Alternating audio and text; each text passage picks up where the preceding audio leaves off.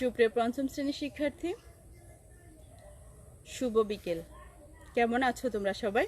আশা করছি ভালো আছো, সুস্থ আছো, নিরাপদে আছো এবং সর্বোপরি বাড়িতেই আছো। আজকে এই স্নিগ্ধ বিকেলে তোমাদেরকে আমি প্রকৃতির কাছাকাছি নিয়ে এসেছি তোমাদের বিজ্ঞান ক্লাসটি করব বলে। আজকে আমি তোমাদের সাথে আছি তোমাদের প্রাথমিক বিজ্ঞান বিষয়ক ক্লাস নিয়ে।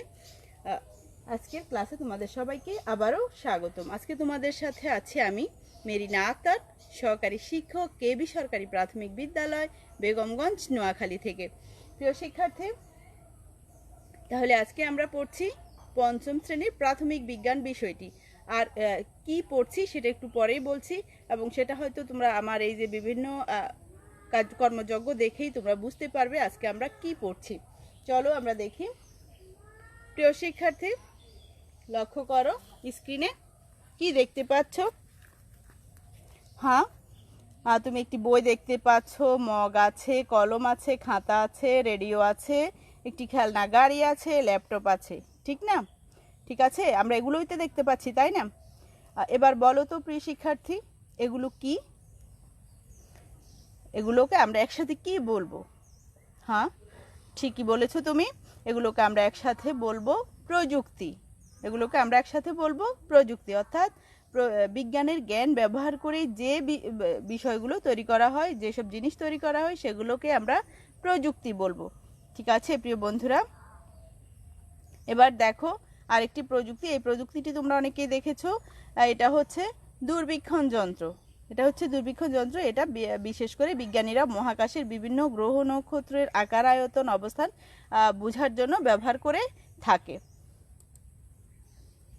প্রিয় শিক্ষার্থী, তাহলে বুঝতেই পারছো আজকে আমরা কি পড়ছি। আজকে আমরা পড়ছি পঞ্চম শ্রেণীর প্রাথমিক বিজ্ঞান বিষয়ের আমাদের জীবনে প্রযুক্তি অধ্যায় 8-এর পৃষ্ঠা 62, 63 অ্যান্ড 64। পাঠ্যাংশ হচ্ছে বিজ্ঞান ও প্রযুক্তির পার্থক্য এবং সম্পর্ক। ঠিক আছে, আমাদের জীবনে প্রযুক্তি অধ্যায়ের আমরা কি পড়বো আজকে? বিজ্ঞান ও প্রযুক্তির পার্থক্য এবং সম্পর্ক। কোন কোন দিকগুলোতে পার্থক্য রয়েছে, কোন কোন দিকগুলোতে আবার সম্পর্ক রয়েছে একটা আরেকটার সাথে সম্পর্কিত, সেগুলো নিয়ে আজকে আমার আলোচনা। চলো বন্ধুরা, মূল পাঠে যাওয়ার আগে আমরা একটি ভিডিও দেখি। এই যেমন বই, কলম, টেবিল, বৈদ্যুতিক বাতি, ঘড়ি ইত্যাদি ব্যবহার করে লেখাপড়া করি। বৈজ্ঞানিক জ্ঞান ব্যবহার করে এ সকল প্রযুক্তি উদ্ভাবন করা হয়েছে। বিজ্ঞান ও প্রযুক্তির মধ্যে তাহলে পার্থক্য কি? এদের মধ্যে সম্পর্কটাই বা কি? এটাই আমাদের জানার বিষয়। চলো জেনে নেই বিজ্ঞান ও প্রযুক্তির পার্থক্য কি। বিজ্ঞান হলো প্রকৃতি সম্পর্কিত জ্ঞান বা পর্যবেক্ষণ ও পরীক্ষা নিরীক্ষার মাধ্যমে প্রাপ্ত তথ্যের ভিত্তিতে প্রাকৃতিক ঘটনাকে ব্যাখ্যা এবং বর্ণনা। প্রাকৃতিক ঘটনা সম্পর্কিত বিভিন্ন প্রশ্নের উত্তর অনুসন্ধানের ক্ষেত্রে বিজ্ঞানীরা বৈজ্ঞানিক পদ্ধতি অনুসরণ করে থাকেন, যার মধ্যে কিছু ধাপ রয়েছে। চলো সেই ধাপগুলো সম্পর্কে আমরা জানি। প্রথমটি হচ্ছে পর্যবেক্ষণ। আমাদের চারপাশের পরিবেশ পর্যবেক্ষণ করার মধ্য দিয়ে আমরা প্রাকৃতিক ঘটনা কিংবা নিজের পছন্দের কোনো বিষয় সম্পর্কে কৌতূহল বোধ করি। এরপরে হচ্ছে প্রশ্নকরণ। যখন আমরা কোনো কিছু দেখি, শুনি বা পড়ি, আমাদের মনে এ সম্পর্কিত নানা প্রশ্ন আসে। এই সকল প্রশ্ন থেকে এমন একটি প্রশ্ন বেছে নিই যার উত্তর পর্যবেক্ষণ বা পরীক্ষণের মাধ্যমে পাওয়া সম্ভব। এরপরে আসো অনুমান। পূর্ব অভিজ্ঞতা ব্যবহার করে প্রশ্নটির সম্ভাব্য উত্তর ঠিক করি এবং খাতায় লিখি। এটিই হচ্ছে অনুমান। পরীক্ষণ। অনুমানটি সঠিক কিনা তা যাচাই করার জন্য একটি পরীক্ষার পরিকল্পনা করি। পরীক্ষাটি করার জন্য প্রয়োজনীয় উপকরণ আমরা সংগ্রহ করি। এরপর পরীক্ষাটি সম্পাদন করি। তথ্য সংগ্রহ করে পরীক্ষার ফলাফল লিপিবদ্ধ করি। তারপরে আমরা কি করি? সিদ্ধান্ত গ্রহণ করি। প্রাপ্ত তথ্য বিশ্লেষণ করি এবং ফলাফলের সারসংক্ষেপ করি। ফলাফলটি অনুমানের সাথে মিলেছে কিনা তা যাচাই করি। আর সর্বশেষে হচ্ছে বিনিময়। প্রাপ্ত ফলাফল এবং গৃহীত সিদ্ধান্ত অন্যদের সাথে আমরা বিনিময় করে থাকি। প্রযুক্তি। প্রযুক্তি হলো আমাদের জীবনের বাস্তব সমস্যা সমাধানের জন্য বিজ্ঞানের ব্যবহারিক প্রয়োগ। প্রযুক্তি মানুষের জীবনের মানোন্নয়নে বিভিন্ন পণ্য, যন্ত্রপাতি এবং পদ্ধতির উদ্ভাবন করে। যেমন বিজ্ঞানীরা বিদ্যুৎ নিয়ে গবেষণা করে এ সম্পর্কে আমাদের ধারণা বা জ্ঞান সৃষ্টি করেছেন। এই বৈজ্ঞানিক জ্ঞান আবার ফ্রিজ, টেলিভিশন, মোবাইল এবং বৈদ্যুতিক বাতি উদ্ভাবনে কাজে লাগানো হয়েছে। প্রযুক্তি ব্যবহারের নানান ক্ষেত্র রয়েছে, যেমন শিক্ষা, চিকিৎসা, যোগাযোগ, যাতায়াত ইত্যাদি। অতীতে বিজ্ঞান ও প্রযুক্তির সম্পর্ক এত নিবিড় ছিল না। বিজ্ঞানীরা প্রকৃতি নিয়ে গবেষণা করেছেন এবং বিভিন্ন ঘটনার মধ্যে ব্যাখ্যা দিয়েছেন। সেখানে ব্যবহারিক জীবনের সমস্যা সমাধানের কোনো উদ্দেশ্যও ছিল না। তারা বিদ্যুৎ এবং আলোর মতো বিভিন্ন বৈজ্ঞানিক জ্ঞান আবিষ্কার করেছেন।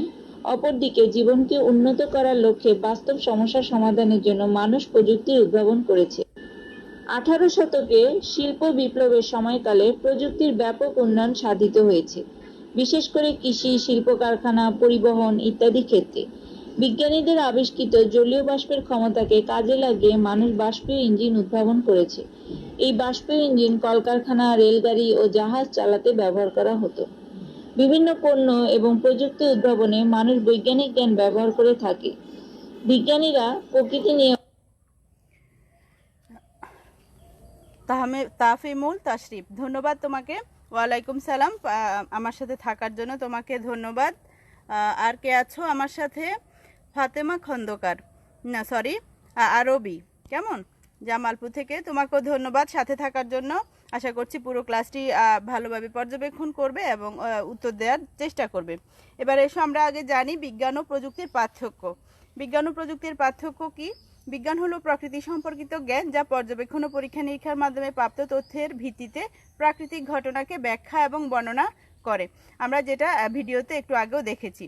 প্রাকৃতিক ঘটনা সম্পর্কিত বিভিন্ন প্রশ্নের উত্তর অনুসন্ধানের ক্ষেত্রে বিজ্ঞানীরা বৈজ্ঞানিক পদ্ধতি অনুসরণ করেন, যার মধ্যে নিম্নোক্ত ধাপসমূহ রয়েছে। এবার এসো আমরা দেখি একটু বৈজ্ঞানিক পদ্ধতির কি কি ধাপসমূহ রয়েছে। আমরা যে কোনো বৈজ্ঞানিক একটা সিদ্ধান্তে যাওয়ার জন্য, আমরা বিজ্ঞান বিষয়ক কোনো সিদ্ধান্তে যাওয়ার জন্য আমাকে প্রথমত কি করতে হবে? যেই বিষয় নিয়ে আমি সিদ্ধান্তে যাব সেটা আমাকে প্রথমত পর্যবেক্ষণ করতে হবে। এরপরে আমার পর্যবেক্ষণের ফলে আমি এখানে যে ওই বিষয়টা সম্পর্কে আমি একটি কৌতূহল অনুভব করি। কৌতূহল যখন অনুভব করি, কৌতূহল অনুভব করার পরে আমি এটা নিয়ে বিভিন্ন প্রশ্ন করে থাকি। তখন প্রশ্ন করার মাধ্যমে আমি এটা সম্পর্কে অনেক কিছু জানতে পারি এবং আমার এই প্রশ্নগুলো আমার পূর্ব অনুমান থেকে বা পূর্ব অভিজ্ঞতা ব্যবহার করে আমি কি করি? উত্তর দেওয়ার চেষ্টা করি। আর এটাই হচ্ছে অনুমান।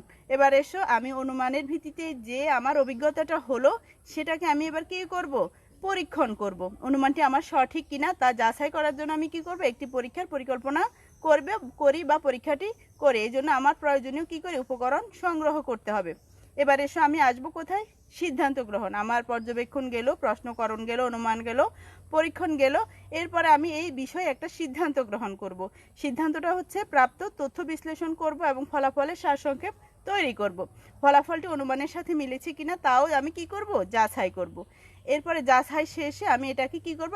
আমি যে ফলাফলটা পেয়েছি সেই ফলাফলটা আমি কি করব? অন্যদের সাথে বিনিময় করব। তাহলে আমি বৈজ্ঞানিক পদ্ধতি, অর্থাৎ যে কোনো আমার একটা বিষয় অনুসন্ধান করার জন্য আমাকে প্রথমত কি করতে হবে? পর্যবেক্ষণ করতে হবে বিষয়টি, তারপরে প্রশ্ন করতে হবে। অর্থাৎ এই বিষয় সম্পর্কে আমি বিভিন্ন প্রশ্ন আমার মনে জাগবে, আমি যখন পর্যবেক্ষণের মাধ্যমে কৌতূহল বোধ করব। তারপরে আসবো অনুমান, তারপরে পরীক্ষণ, সিদ্ধান্ত গ্রহণ এবং আমি প্রাপ্ত তথ্যটি এরপরে কি করব? বিনিময় করব। এবার এসো প্রযুক্তি সম্পর্কে আমরা একটু জানি। প্রযুক্তি হলো আমাদের জীবনের বাস্তব সমস্যা সমাধানের জন্য বিজ্ঞানের ব্যবহারিক প্রয়োগ। তাহলে আমরা বিজ্ঞান কি জানলাম?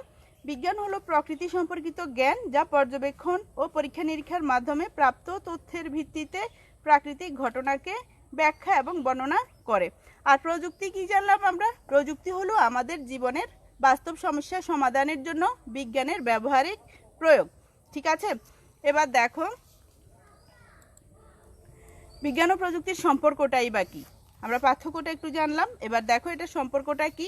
বিজ্ঞান ও প্রযুক্তির উদ্দেশ্য ভিন্ন হলেও আমাদের জীবনে এদের কি রয়েছে? গুরুত্বপূর্ণ ভূমিকা রয়েছে। এরা পরস্পরের সাথে নিবিড়ভাবে সম্পর্কিত। বিজ্ঞান ও প্রযুক্তির সম্পর্ক এত নিবিড় ছিল না। বিজ্ঞানের প্রকৃতি নিয়ে গবেষণা করেছেন, বিভিন্ন ঘটনার ব্যাখ্যা দিয়েছেন। অর্থাৎ বিজ্ঞান এবং প্রযুক্তি অবশ্যই সম্পর্কিত। বিজ্ঞানের জ্ঞান দিয়ে যেহেতু প্রযুক্তিটা তৈরি করা হয়, বিজ্ঞানের জ্ঞান দিয়ে যা সৃষ্টি করা হয় তাই প্রযুক্তি। অতএব দুইটা বিজ্ঞান ও প্রযুক্তি ওতপ্রোতভাবে একটার সাথে একটা অবশ্যই জড়িত। ঠিক আছে? এবার এসো আমরা বিজ্ঞান ও প্রযুক্তি সম্পর্কে কিছু তথ্য জানি। বিজ্ঞান হলো প্রকৃতি সম্পর্কিত জ্ঞান যা পর্যবেক্ষণ ও পরীক্ষা নিরীক্ষার মাধ্যমে প্রাপ্ত তথ্যের ভিত্তিতে প্রাকৃতিক ঘটনাকে ব্যাখ্যা ও বর্ণনা করে। এখানে বিজ্ঞান কি করে, আমরা যে প্রাকৃতি সম্পর্কিত যে জ্ঞানটা আমরা এটা কি করি, পর্যবেক্ষণ পরীক্ষা নিরীক্ষার মাধ্যমে এটাকে কি করি, প্রাকৃতিক ঘটনাকে ব্যাখ্যা এবং বর্ণনা করি। এটা হচ্ছে বিজ্ঞান। আর প্রযুক্তি কি, প্রযুক্তি হলো আমাদের জীবনের বাস্তব সমস্যার সমাধানের জন্য বিজ্ঞানের ব্যবহারিক জ্ঞান। অর্থাৎ বিজ্ঞানের যে জ্ঞানটা আমরা ব্যবহার করে, যে কৌশল ব্যবহার করে আমরা একটা জিনিস তৈরি করি, সেটাই হচ্ছে মূলত প্রযুক্তি। এবার এসো আমরা কিছু তথ্য জানি। বৈজ্ঞানিক পদ্ধতির ধাপসমূহ কি? প্রথমত আমি আগেও জেনেছি, আবার একটু জানি। পর্যবেক্ষণ, প্রশ্নকরণ, অনুমান, পরীক্ষণ, সিদ্ধান্ত গ্রহণ, বিনিময়। ঠিক আছে, তাহলে আমাকে প্রথমে কি করতে হবে, বিষয়টি আমাকে পর্যবেক্ষণ করতে হবে। বিষয়টি সম্পর্কে আমার যখন পর্যবেক্ষণের ফলে এই বিষয়টি সম্পর্কে আমার কৌতূহল সৃষ্টি হবে, তখন আমি এই বিষয়টি সম্পর্কে বিভিন্ন প্রশ্ন আসবে আমার, প্রশ্নগুলো আমি এরপরে কি করব, অনুমানের ভিত্তিতে আমি প্রশ্নগুলোর উত্তর দেওয়ার চেষ্টা করব এবং ওই আমার উত্তরগুলো সঠিক কিনা তা যাচাই করার জন্য আমি পরীক্ষণে যাব। গিয়ে আমার একটা সিদ্ধান্ত আসবে, আমার ওই সিদ্ধান্তটা আমি গ্রহণ করব, কিংবা এরপরে সিদ্ধান্ত গ্রহণ করে আমি সেটা কি করব, বিনিময় করব। ঠিক আছে প্রিয় শিক্ষার্থী, এবার তোমাদের কাজ কি? তোমাদের কাজ সেটা হচ্ছে বিজ্ঞান ও প্রযুক্তির ব্যবহার। প্রথমত এসো, ব্যবহারের ক্ষেত্রসমূহ কি কি ক্ষেত্র আছে এখানে? পরিবহন, চিকিৎসা, কৃষি, বাসাবাড়ি। প্রথমটি তোমাদের জন্য করে দেয়া হয়েছে, বাকি তিনটা তোমাদের কাজ এখন। পরিবহনে কি আছে?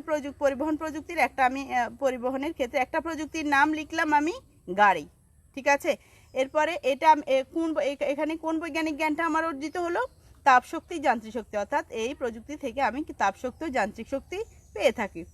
এবার এসো চিকিৎসা, ব্যবহারের ক্ষেত্রসমূহ চিকিৎসা। এক্ষেত্রে আমি চিকিৎসা প্রযুক্তির একটা নাম লিখব, সেখান থেকে আমার বৈজ্ঞানিক জ্ঞান কী হলো আমি সেটা লিখব। এবারে তারপরে আছে কৃষি।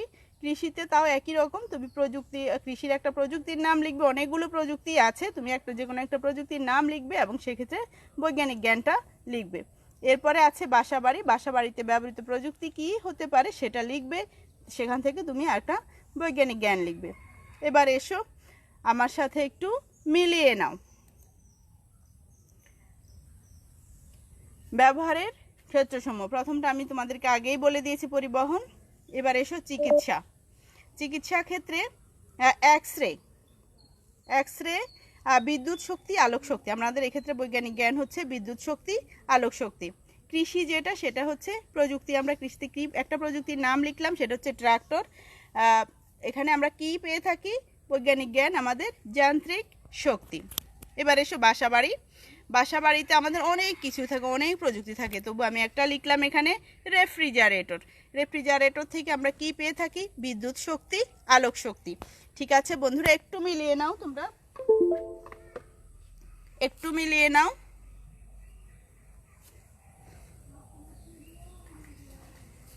হ্যাঁ, আশা করি মিলিয়ে নিয়েছো। এবার এসো আমরা একটু মূল্যায়নে যাব। বিজ্ঞানীরা কিভাবে প্রকৃতি নিয়ে গবেষণা করেন? কিভাবে করেন একটু চেষ্টা করো। হ্যাঁ, যদি উত্তরটি আমি লিখে দিয়েছি। বিজ্ঞানীরা পর্যবেক্ষণ ও পরীক্ষা নিরীক্ষার মাধ্যমে প্রাপ্ত তথ্যের ভিত্তিতে প্রকৃতি নিয়ে গবেষণা করেন। আবার বলছি, বিজ্ঞানীরা পর্যবেক্ষণ ও পরীক্ষা নিরীক্ষার মাধ্যমে প্রাপ্ত তথ্যের ভিত্তিতে প্রকৃতি নিয়ে গবেষণা করে থাকেন। যদিও এখানে একটু প্রিন্টিং টাইপে মিস্টেক আছে, আশা করি তোমরা তা শুধরে নিবে। প্রযুক্তির দুটি ক্ষতিকর প্রভাব বর্ণনা করো। প্রযুক্তির দুটি ক্ষতিকর প্রভাব কি হতে পারে? দেখো, একটা হচ্ছে অস্ত্র তৈরি ও এর ব্যবহার। দ্বিতীয়ত আমরা বলতে পারি কয়লা পুড়িয়ে বিদ্যুৎ উৎপাদনের ফলে আমাদের বায়ু দূষিত হয়। আর এই বায়ু দূষণের ফলে তোমরা জানো আমাদের বৈশ্বিক উষ্ণায়ন ঘটে, অ্যাসিড বৃষ্টির মতো ঘটনাগুলো আমাদের এই বায়ু দূষণের ফলে ঘটে থাকে। ঠিক আছে, তাহলে আমরা জানলাম প্রযুক্তির দুটি ক্ষতিকর প্রভাব। কি বন্ধুরা, পারবো তো? আশা করি সবাই ক্লিয়ার হয়েছ। এবার ঝটপট বাড়ির কাজটি তুলে নাও এবং আমাকে পাঠাতে ভুলবে না। বাড়ির কাজ হচ্ছে প্রযুক্তি কি? তুমি লেখাপড়ার কাজে লাগাও এমন দুটি প্রযুক্তির নাম লেখো। বিজ্ঞান ও প্রযুক্তির দুটি পার্থক্য লেখো। আমি আবার একটু বলছি, প্রযুক্তি কি? তুমি লেখাপড়ার কাজে লাগাও এমন দুটি প্রযুক্তির নাম লেখো। বিজ্ঞান ও প্রযুক্তির দুটি পার্থক্য লেখো। কি প্রিয় শিক্ষার্থী, আশা করি বাড়ির কাজটি করবে এবং আমাকে পাঠাতে ভুলবে না।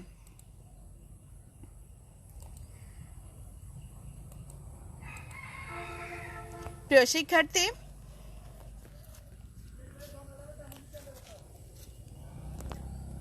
আজকে আমার সাথে ক্লাসে থাকার জন্য তোমাদেরকে ধন্যবাদ। আমার ক্লাসটি উপভোগ করার জন্য সবাইকে ধন্যবাদ। আশা করছি আগামী ক্লাসও আমার সাথেই থাকবে। দেখা হচ্ছে আগামী কোনো এক বিকেলে। সে পর্যন্ত ভালো থেকো। সবাইকে ধন্যবাদ।